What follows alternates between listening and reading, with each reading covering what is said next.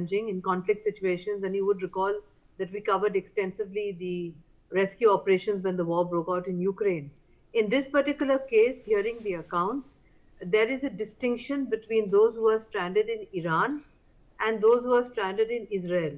And of course, that's a totally different case of the gentleman who is stuck in Iraq.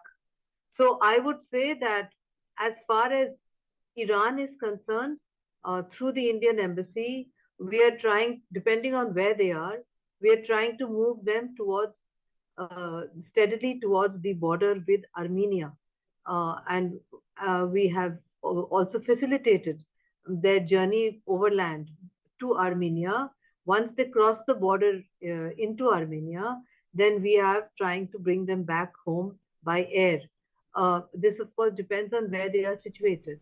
Otherwise, they can be brought across the border to Turkmenistan.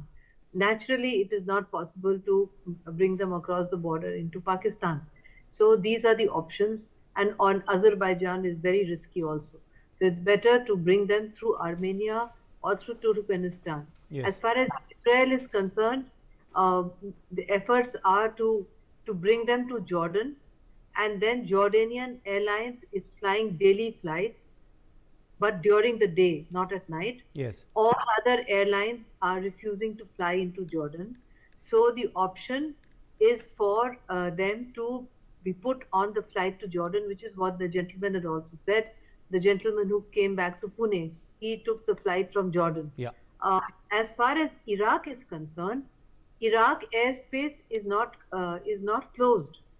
And actually, he said that he is not in touch.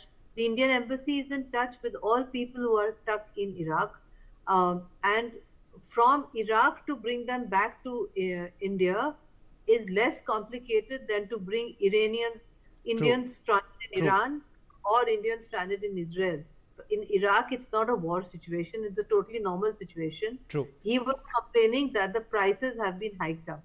So that in that particular case, if there is a sufficiently large number of Indians who are stranded, I suppose in a day or two, the Indian government would take a decision to fly an Air India flight there.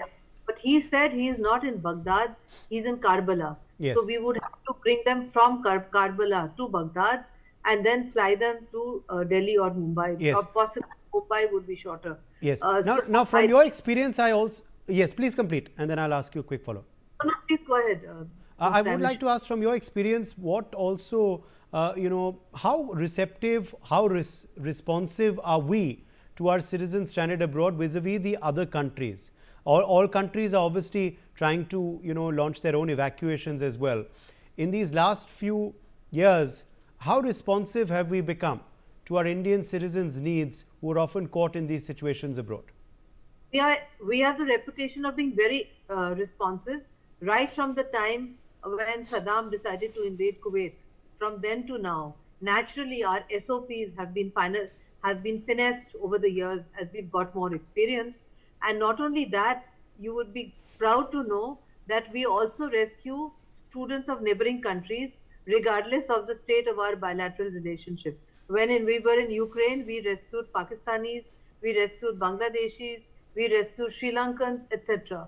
And we would continue to do that if we have space on our aircraft. Yes. So not only do we reach out to our own people, but if we find a neighboring country national in very bad condition who is not being rescued, we do that. In fact, we have a far better reputation than China because the Chinese are very slow in rescuing Chinese nationals.